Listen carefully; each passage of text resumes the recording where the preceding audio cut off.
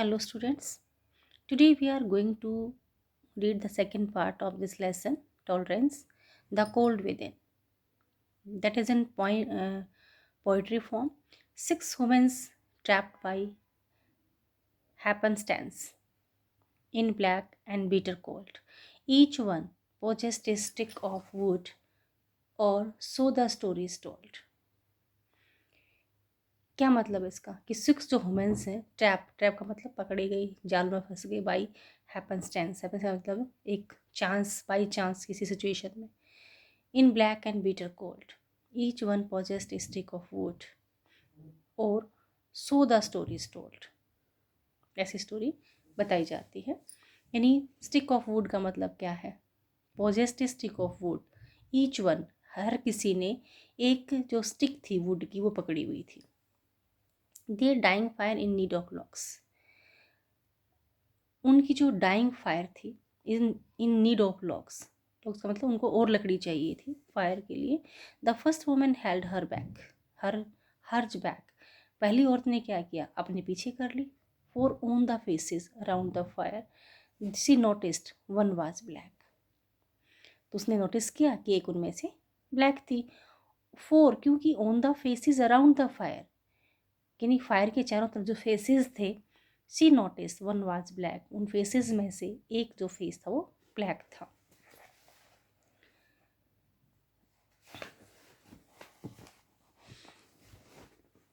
The next man looking across the way जो अगला आदमी था looking across the way saw one not of his church and couldn't bring himself to give the fire his stick of birch जो उसकी stick थी वो birch की थी ठीक है बर्च यानी ट्री ठीक है उसकी ट्री की जो स्टिक की जो टाइप थी वो बर्च की थी वो भी अपनी स्टिक को फायर के लिए नहीं ला सका नहीं दे सका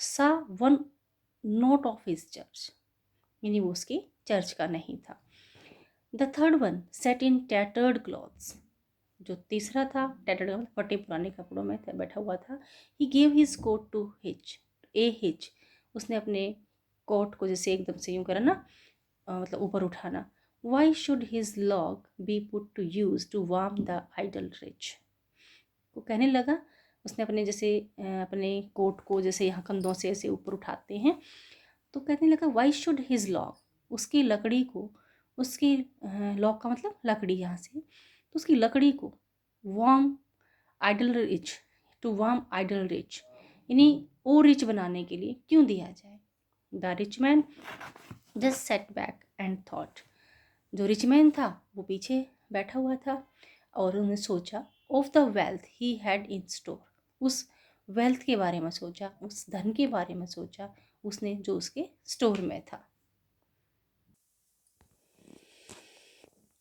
तो उसने अपने जो स्टोर में रखी हुई वेल्थ थी धन था उसके बारे में सोचा and how to keep what he had earned और उसने सोचा जिस जो उसने कमाया है उसको कैसे रखा जाए फ्रॉम द लेजी पुअर उस उन सुस्त लेजी पुअर से कैसे बचाया जाए the black man's face spoke revenge जो ब्लैक मैन का फेस था वो बता रहा था कि वो उसको रिवेंज लेना है बदला लेना है as the fire passed from his sight जैसे ही जो फायर है वो उसके साइड से गुजरी ठीक है यानी फ्रॉम हिज साइड यानी जैसे वो जा रहा था वहाँ से तो उसकी मतलब क्रॉस कर चुका था फायर को वो for all he saw in his stick of wood जो कुछ उसने देखा अपने वुड की स्टिक में was a chance to spite the white was a chance कि एक चांस की बात थी टू स्पाइट द वाइट वो वाइट कलर के थे and the last man of this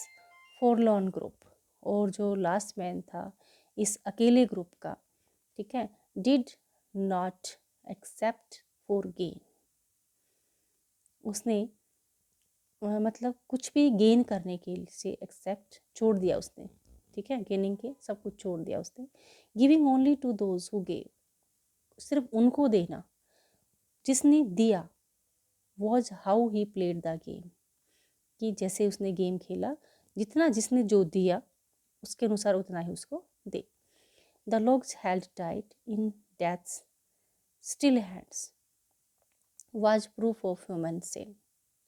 यानी लॉक जो थे उनकी डेथ तक उनके हाथों में थे. was proof of human sin. ये प्रूफ है किस चीज़ का? ह्यूमन सिन का, मतलब एक मानवीय पाप का. They didn't die from the cold.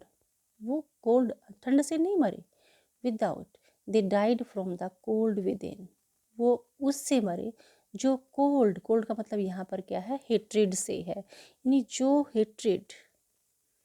Hatred या सेल्फिशनेस लगा लो, सेल्फिशनेस कि सिर्फ वो अपने बारे में सोच रहे थे कि हमने क्या कमाया है, क्या किया है, हम अपनी लकड़ी क्यों दें.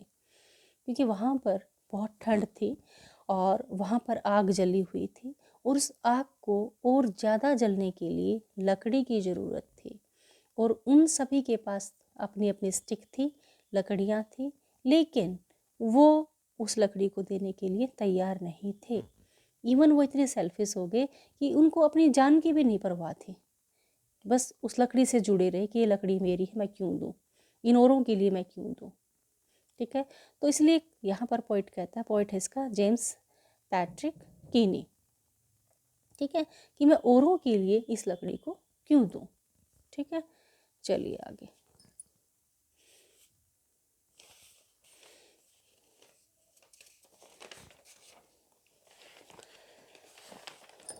यानी वही है ना बात आखिर में कि आदमी के अंदर क्या है?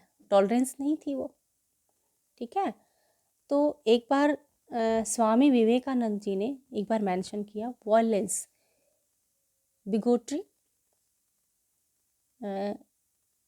sectarianism have long possessed this beautiful earth.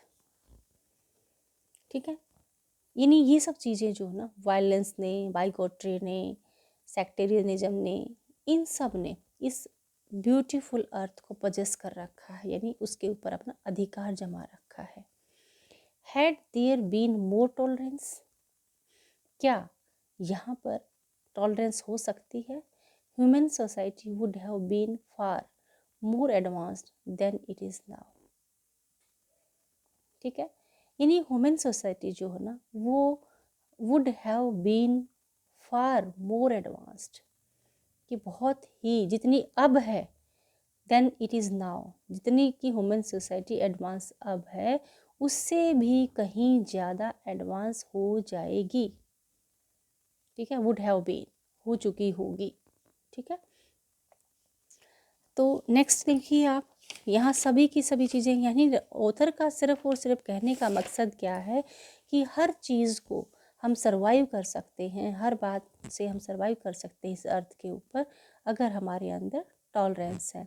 चाहे कितना भी मतलब सिचुएशन अच्छी क्यों ना हो, कितनी भी हैट्रेड क्यों ना हो लोगों के मन में एक दूसरे के प्रति, कितनी भी घृणा क्यों ना हो, लेकिन अगर वहाँ पर हर किसी के दिल में थोड़ी सी भी अगर टॉलरेंस है तो हम उसको अच्छे से क्या चला सकते हैं, लाइफ को सरवाइव कर सकते हैं.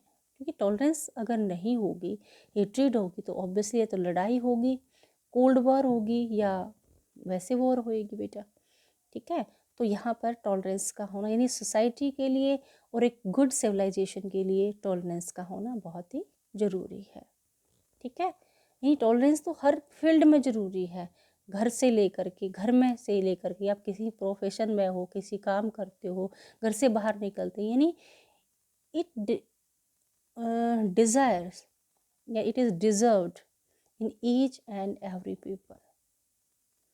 ठीक है, नीदर, अब टॉलरेंस क्या है? Neither accept people as they are not tolerate them, neither accept people as they are not tolerate them.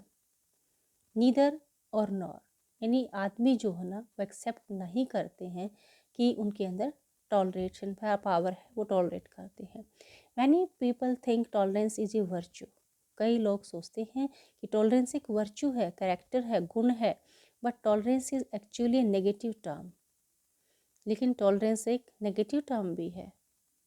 ठीक है, वो कैसे? देखो नेगेटिव टर्म, वो मैं पहले ही बता देती हूँ इस स्टोरी को पढ़ने से पहले ही। देखो मैंने पढ़ी नहीं है ये स्टोरी, लेकिन फिर भी मैं आपको बता रही हूँ।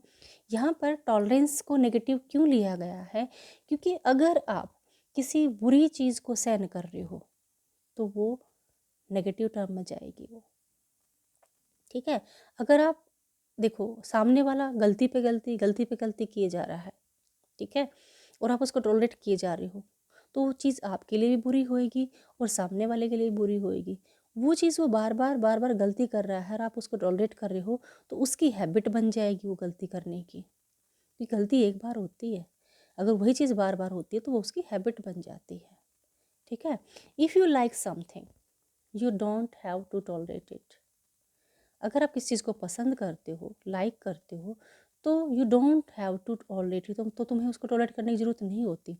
टॉलरेट का मतलब ही वही है ना कि हम उस चीज़ को पसंद नहीं कर रहे हैं, लेकिन फिर भी हम उसके साथ एडजस्ट कर रहे हैं, सर्वाइव कर रहे हैं, that is called tolerance. Tolerance indicates a deep sense of dislike.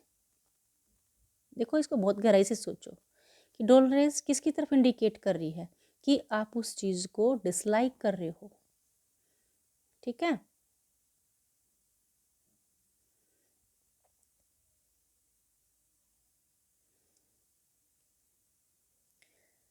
It indicates, sorry, tolerance indicates a deep sense of